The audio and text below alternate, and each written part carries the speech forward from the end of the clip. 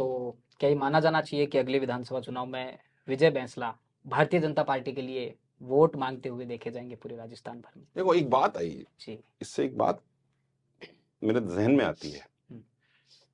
कि एमबीसी समाज के अगर 75 विधानसभाओं में है तो अगर 40 जनरल सीट्स हैं तो यार पार्टी कोई भी हो, बंदा आना चाहिए। आज हमारी विडंबना समझिए कि बीजेपी के जितने भी थे वो सारे हार गए। जी। हारे ना, एक भी नहीं है ऑपोजिशन में। आपके पास 8 एक विधायक सरकार में है। जी। हमारा काम हो नहीं रहा और काम नहीं होने के ऊपर विरोध करने वाला विधानसभा में नहीं है। Imagine the situation. तो जैसा खाना परोस रहे हैं वो खाना ही पड़ रहा है। कोई ये बोलने वाला नहीं है कि नमक कम है, चीनी कम है। आप समझ रहे हैं हमारी विडंबना। इसलिए मैं तो चाहूंगा कि यहां भी आए और वहां भी आए। It has to come together. No, आपको एक कंस्ट्रक्टिव डायलॉग चाहिए विधानसभा में। मोनोलॉग या कुछ बात नहीं करने वाले नहीं चाहिए।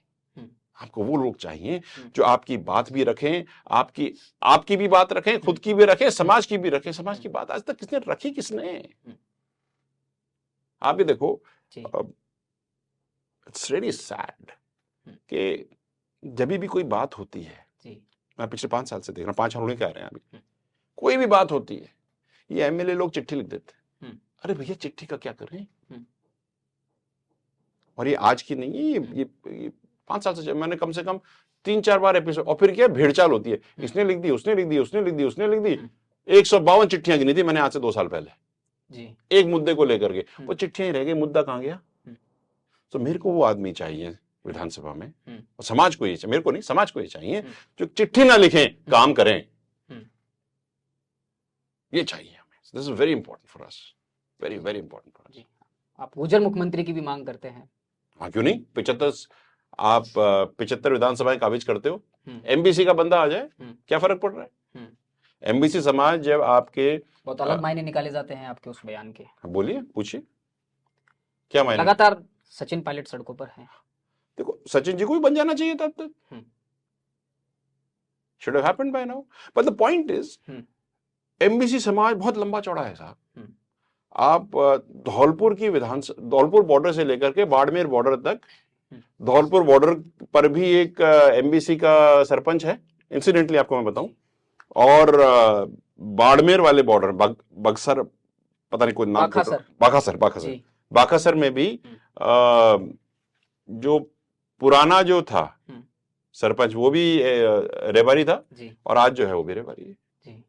हम तो पूरे एंड तक हैं भाई। और अगर आप मैप देखो तो हम तो पूरे लाल हैं। अगर आप देखो, मैं तो पूरे समाज को मैं खुले में बात करता हूँ, कुछ छुपाने वाली बात नहीं है।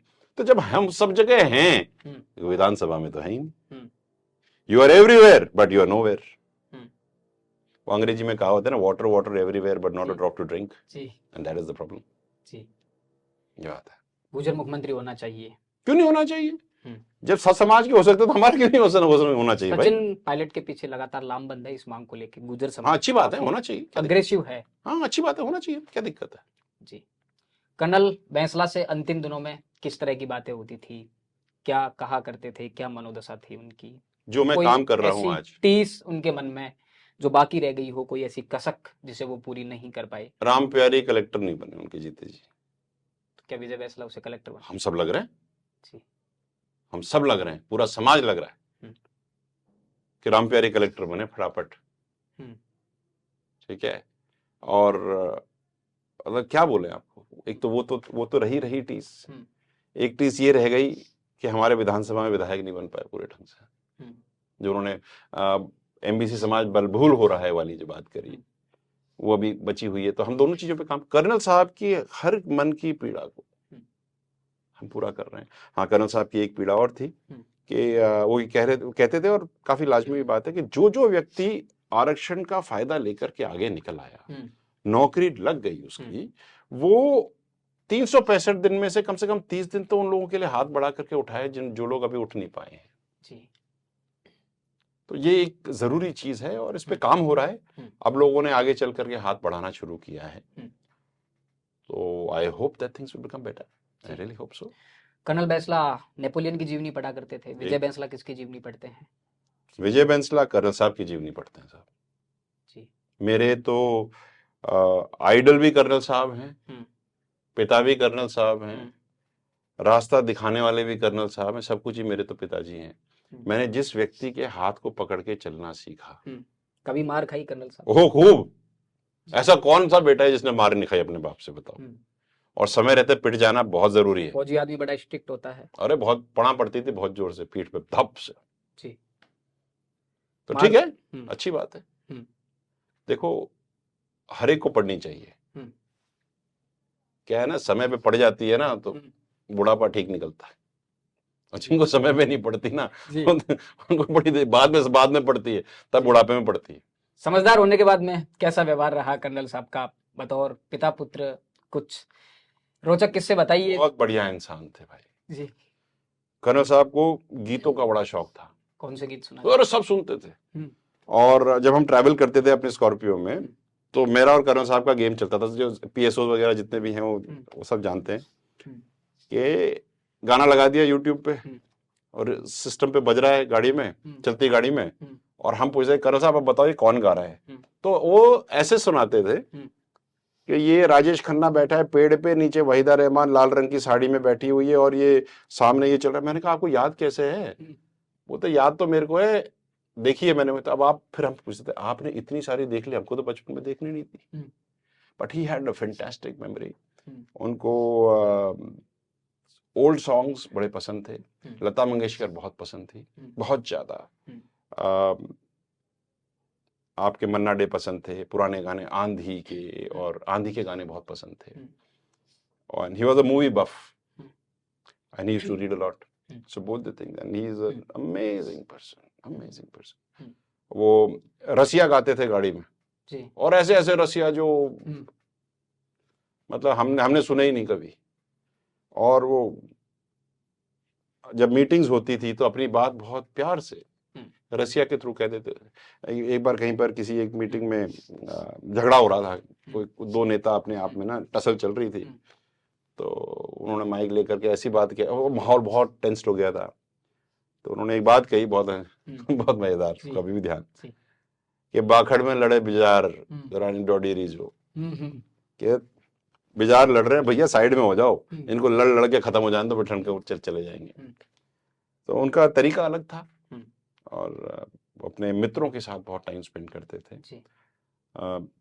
गांव में रोज शाम को बैठ जाते थे। अपने खूब सारी सब्जियां लगा रखी थी, कभी बैंगन लगाते थे तो किलो के किलो बैंगन आते थे, तो फिर बैंगन गांव में बांटते थे। बुजुर्गों के साथ बैठते थे, बच्चों के साथ बहुत लगाव रखते थे वो। कोई बच्चा आता था, पहले सबसे पहले नाम पूछते थे, बोलते बैठ जा, sit, what is happening, and he used to, अगर बच्चे को अंग्रेजी नहीं भी आती होती थी ना, फिर भी उससे अंग्रेजी में बात करते। तो उनके घोषणा पत्र में रहता था कि अंग्रेजी आनी चाहिए। वो कहते थे कि गुजरों, अगर तुमने अंग्रेजी नहीं सीखी तो तुम्हारी रंधी खीर कुत्ते नहीं खाएंगे। बात उनकी बिल्कुल सटीक थी। आज आप देख लो एआई, चैट एआई वगैरह, जितने चैट जीपीटी वगैरह चल रहे, सब अंग्रेजी तो चल रही है इसमें। So his vision was beyond time, और उन्होंने कभी किसी से कुछ लिया ही नहीं, केवल दिया ही दिया जी। आज तक मैंने भी पिछले 6 साल में किसी से कुछ लिया ही नहीं जी। नहीं मांगा मैंने किसी से कुछ, न सरकारों से अपने लिए कुछ मांगा। जो है वो है भैया, ठीक है, जो चल रहा है। अब विजय बैंसला के ऊपर पिता का जो साया और जो मार्गदर्शन जिसे कहते हैं, कर्नल बैंसला इस दुनिया में नहीं है, तो कितनी कमी महसूस होती है कर्नल साहब के मार्गदर्शन की, उनके आशीर्वाद की, और कैसे अपने जो एक व्यक्तिगत पहचान है उसे विजय बैंसला बना पाएंगे? बड़ी चुनौती है। देखिए, पिता के देहांत के बाद जब चिता जल रही होती है ना, तो धीरे धीरे उसी समय, चाहे कितना भी बड़ा आदमी ना हो, परिपक्वता उस 1.5-2 घंटे में कंधों पे बोझ बन के उतर जाती है। ठीक है। और क्योंकि वो व्यक्ति चला जाता है जिसके लिए हम कहते हैं यार ठीक है जो भी हो वो तो है ही, वो तो कर ही लेंगे, देख लेंगे जी। और फिर आपको परिवार के लोग उस पिता की हैसियत में देखना शुरू कर देते हैं जी। ये तो नियति है। तो हाँ, कमी तो महसूस होती है साहब, चिरकाल तक रहेगी, जब तक हम जिंदा रहेंगे हमारी कमी हमारे पुत्र को महसूस होगी जी। और जो चीज रह जाती है वो यादें रह जाती है जी। और इन यादों को संजो करके और जो एक्सपीरियंसेस पुराने रहे हैं उनको इकट्ठा करके फिर हम आगे चलते हैं। हाँ, लेकिन ये बात जरूर है, मैं कह देता हूँ कि मुझे यादें रहती हैं, कमी खलती है, लेकिन कभी ऐसा नहीं लगता कि वो नहीं है। हर जगह जहाँ पर भी हमें दिक्कत का सामना होता है, जहाँ लगता है कि कुछ अंधेरा सा है, वहाँ थोड़ी देर बाद उजाला सा छट जाता है, तो हमें पता है कि कर्नल साहब हमारे साथ हैं, हमारे पूरे समाज के साथ हैं। बहुत बहुत आभार विजय बैंसला जी, थिंक 360 के थैंक यू स्टूडियो सो में मच आने के लिए। विजय बैंसला थे जिनके साथ में आज हमने लंबी गुफ्तगू की, सामाजिक आंदोलनों के एक मैं कहूँ कि बड़े आंदोलनकारी कर्नल क्रोड़ी सिंह बैंसला से जुड़े अनेक ऐसे संस्मरण विजय बैंसला ने हमारे साथ में साझा किए जो अक्सर लोगों को अभी नहीं पता है। राजस्थान से जुड़े तमाम मुद्दों को जानने और समझने के लिए जुड़े रहिए थिंक 360 के साथ। धन्यवाद।